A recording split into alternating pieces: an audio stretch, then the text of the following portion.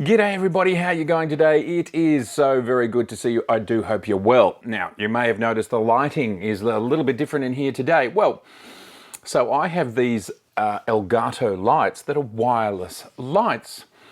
Now, I don't know, are they connected to the internet? In this country, we have a teleco provider called Telstra. Now, Telstra has miraculously, after 6 years, just turned off our national broadband network. We're having problems with our gallery, we're having problems with where I am here, and it's off. So I'm having to use my mobile phone to control my internet stuff, and I've got a light here because I can't control the lights. That's the whole point. So Telstra, honestly, seriously, I'm a big client of yours and you've just turned my internet off for no reason. And I'm sure you would ask this question. Yes, I've paid my bills. It's got nothing to do with that. It's got to do with, I think, you not training your staff correctly. Hopefully we'll get our internet back anytime soon, and if there's any further interruptions in my uploading, you know why, because I can't get my proper broadband internet services. In this video, I am going to broadly, and this is very broad brush strokes, I am going to broadly try and estimate what we think Nikon's turnover might be in a given quarter. And then I'm even going to push it out to what might it look like in any given year. Now, in this estimation, I am not including any other divisions. I'm just including the imaging division, specifically cameras and lenses. Now, Nikon do all this other stuff, other divisions. These guesstimations are very much that. I've tried to be as kind of conservative as I can be, but it's really difficult, this sort of stuff. But really what I'm ultimately trying to show is we're all probably not that aware of the economies of scale when you make a camera and then you sell 10,000 copies or 50,000 copies of it, how many millions of dollars that ends up making. It's big dollars. And when you see it on paper, you really get a sense of the strength and the scale of a company. And if you've had a bad year, like 2020 was, like a ridiculously bad year, which pretty much from March through to September, so that's 2 whole quarters, not only was Nikon not selling as many products because so many parts of the world were closed, locked down, borders shut, people not traveling, photographers not working, investment, I think I saw a number somewhere, investment dropped like something like 80% for Nikon in that period of time. There's no question that we should be expecting a bad year for the financial year ending March 2021. We totally should expect that, and Nikon have already told us to expect that it's going to be a bad year. Of course it is. Not only could they not sell cameras, but they had a lot of troubles making stuff because their factories are in China and they're in Thailand. They're in other places, and they couldn't necessarily move their teams around to ensure as new products came online, they were able to do their quality assurance and keep everything going. So there's just been this massive interruption in the 2020 calendar year, which affects very much the year ending March 2021. So we just have to be mindful of that. But this video, again, to reiterate, is trying to illustrate, but what's the scale? What's the momentum behind a company that has so many product lines, sells so many units, and what might the future look like? What might our expectations be for their potential to earn? Thus not worrying about if Nikon will go anywhere or not. They'll just go forwards because they've got what you call, in sports terms, a deep bench. They've got a deep bench of products that are great and are selling. I see so many people in my comments that are buying Z cameras, and they're still buying F cameras new as well. And that would include lenses and accessories and flashes and all that sort of stuff. Take these numbers with a grain of salt, but they're here to illustrate scale.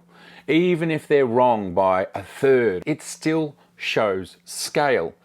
I also want to comment by the fact that why is the 720 million being brought up again? Because what I find strange is this data is already known. It's kind of like it's being recycled 2 months after it was originally released, because we can see here in this chart right here, minus 75 billion yen. That is what they expect their operating profit, or in this case, loss, to look like. And just to be clear, 75 billion yen is 722 million USD. Nikon gave us this data back on November 5th, and I just don't know why 2.5 months later this is being recycled again. But basically, it feels like it is just for clicks. It's a little bit ridiculous. It's already out there. Nikon have already talked about it, and if you look at this very report, which can be found in the public domain on Nikon's website with a simple Google, Nikon are expecting profits coming in to 2022. Now, I've already been through these 2.5 months ago, but if we look at this particular page, what is the forecast for the imaging product division? If we look at this graph here, this is exactly what we're looking at.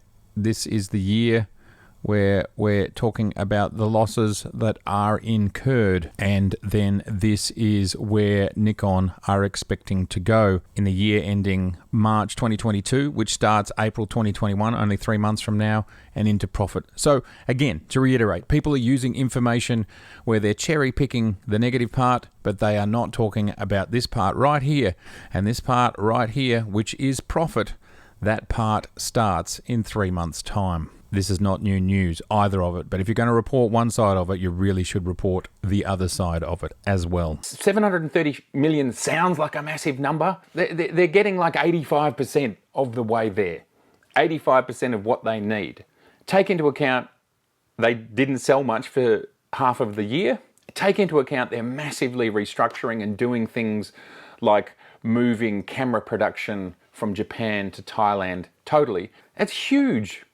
So as you bring your costs down and you bring your sales up, which is exactly what's happening with the release of the Z6 II, the Z7 II, the Z5, the 70-200, the 14-24, the 50mm 1.2, you can very easily see that 15%, that 1/8 roughly, that they're falling short by in this particular financial year, it's very easily, that equation is very easily changed, which is why Nikon stated very clearly just a couple of months ago that they believe they'll be back in profit in the next financial year after that, which mostly exists in 2021, but it ends in March 2022, and they believe they'll be in more profit by 2022, 2023. And it's very easy to see. It's very easy to see how that will happen when momentum builds on these new products. These numbers are just here to illustrate scale. They're not 100% accurate. It's still really big numbers. Okay, so let's dive into looking at that data. We're going to start with Z.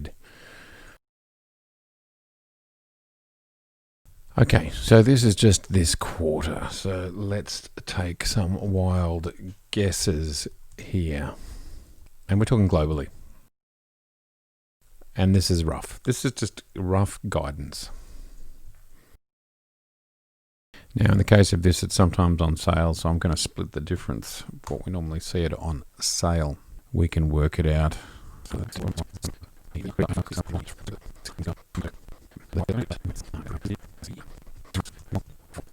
What I'm trying to show here is that there's a lot of cash coming in. I think we just need to be mindful that it was a really bad year, 2020. It's going to look bad, and it was bad. And we can revise any of these numbers.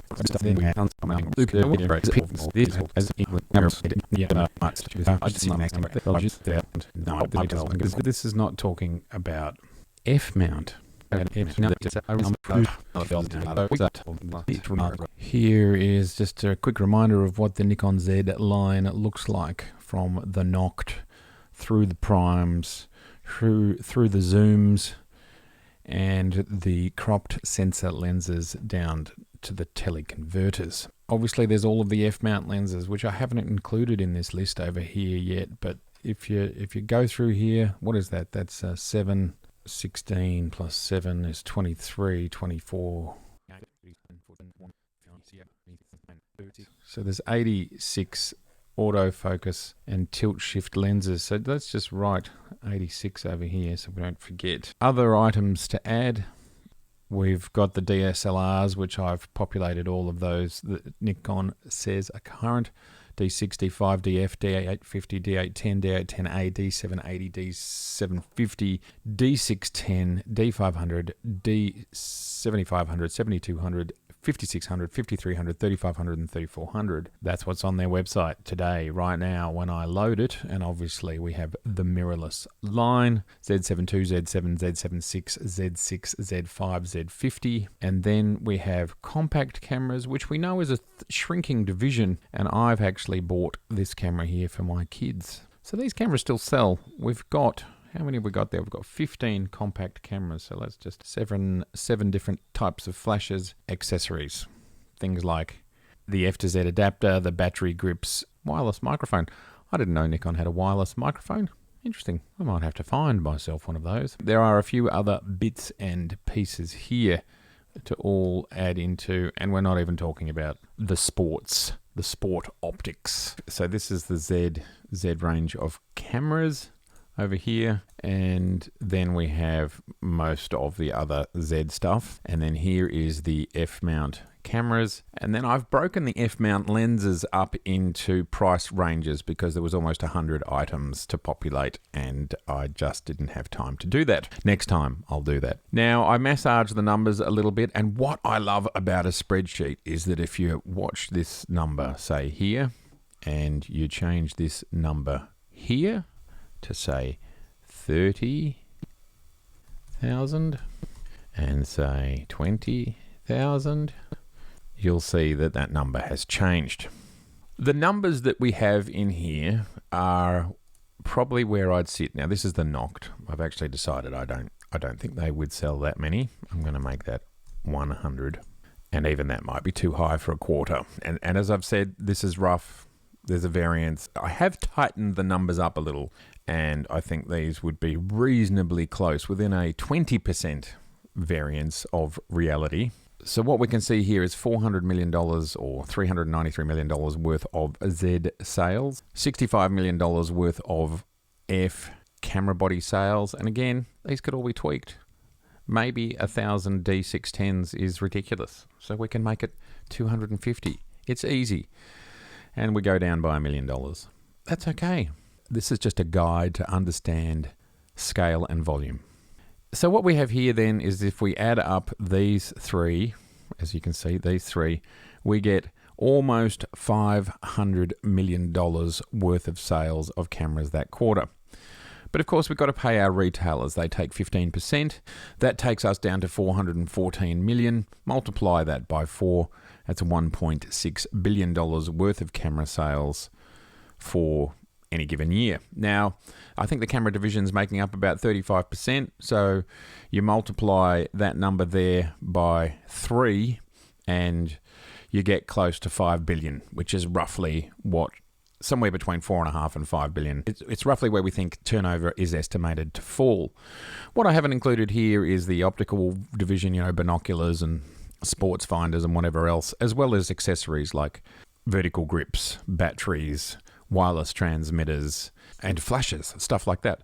So this is just a bit of an overview. This just gives you a sense. And in any given year, we can easily tweak any of these numbers, higher or lower, and you can see the impact. So, for example, if we made this 50,000, and just keep an idea on that final number right in the bottom hand corner, and that's gone from 1.6 to $1.7 billion. Now, my estimation, based on a whole lot of data collected, is that Nikon's customer base is in their millions. And so selling these numbers, selling 50,000 Z6s or 15,000 Z7s, 30,000 Z6 IIs, this is not unreasonable. The total number of units that we're talking about being sold here of cameras, so if we just grab all those, other way around we go, equals, that's only 130,000 units we're saying is sold in that quarter. If we think Nikon's customer base is in the millions, 2, 3, 4 million users, this is a very conservative number. Okay, so they're the numbers. It's very easy to see how so let's just change. If we were to double these numbers, we're going to go, so this was 1.7. If we look down here, 1.7 billion, right? Annual turnover camera division. Double all of these numbers. So let's double all of them.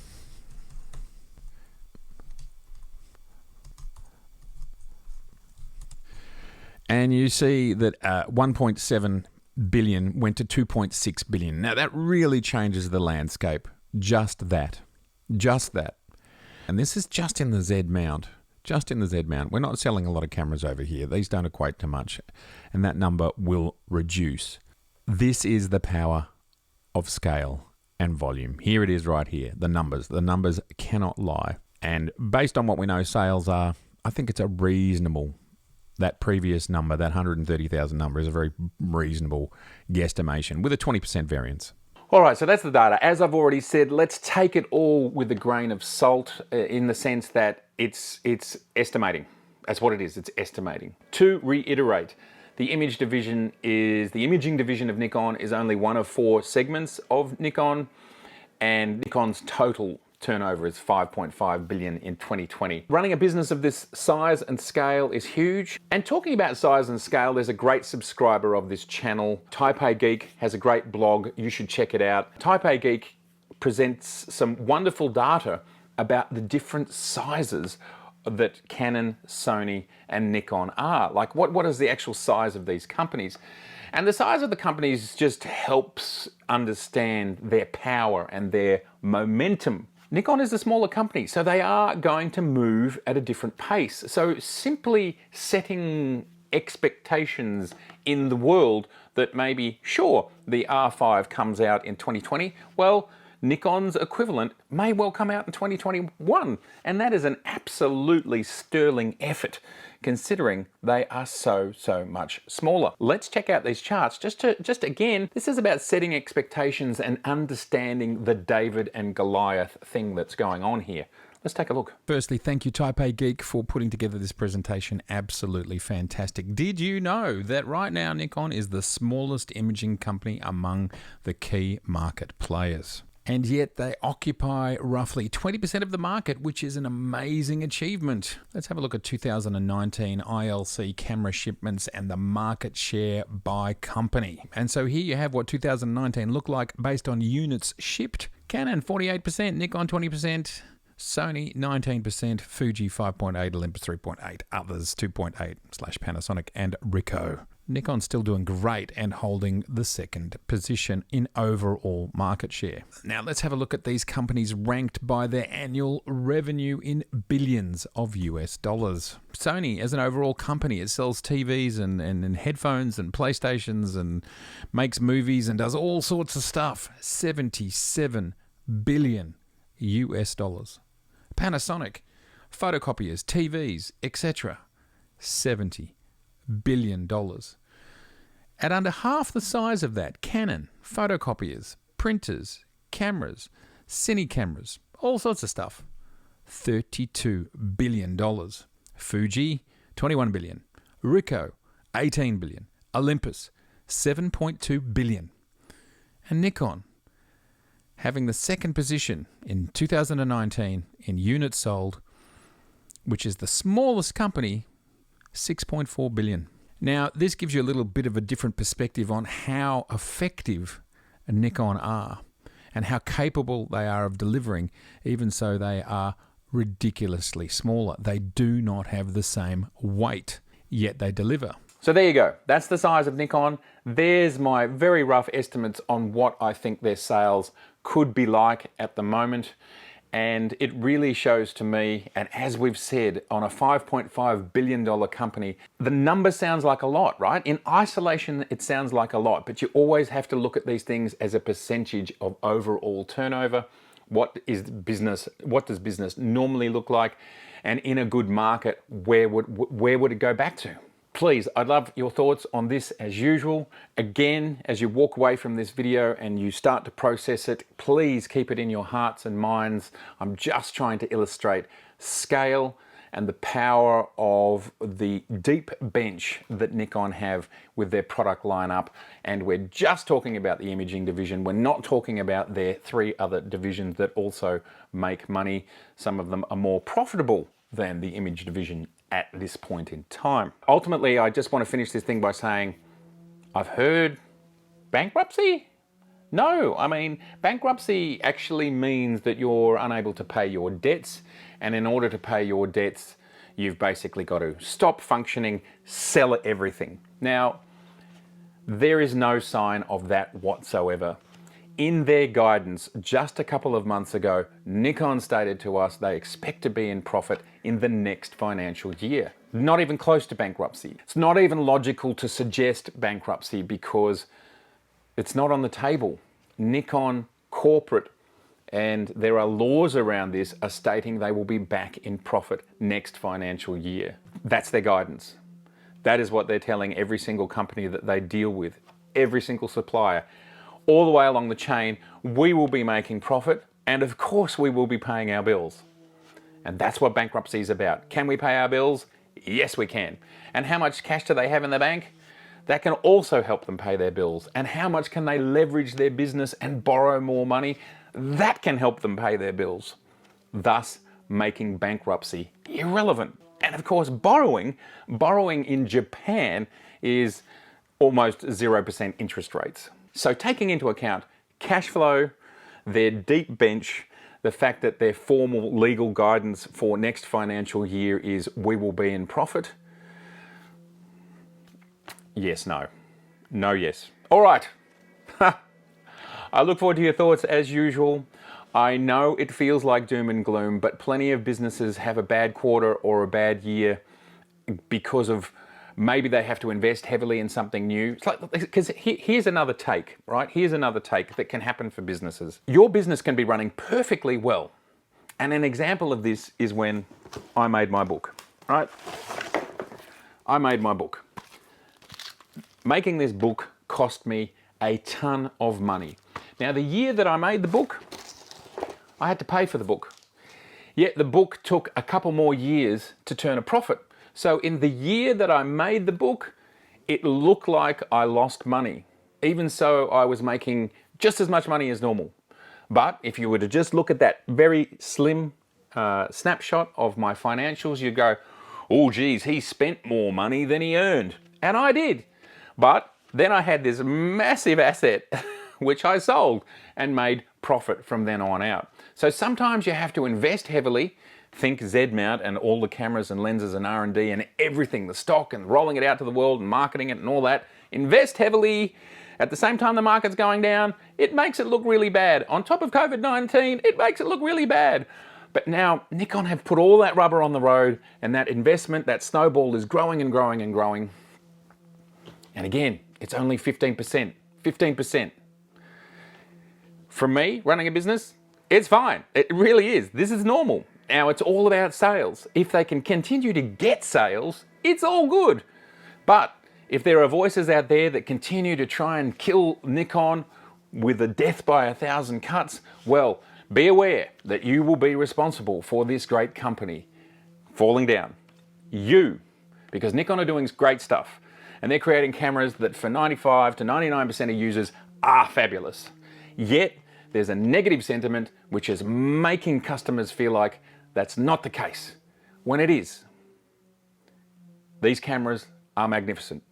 Use the cameras, create beautiful imagery, and you won't even care about whether your Ferrari is 2 kilometers an hour faster than the other guy's Ferrari. You're not going to care because you're just going to be crying with joy that you created such a beautiful piece of work with such a gorgeous and easy camera to use with such stunning optics. It's been so good to see you. I do hope you're well. And if this is your first time here, please subscribe. I'd love to see you again. Please share and please like. And yeah, that's been a serious hard one. I'm going. Bye.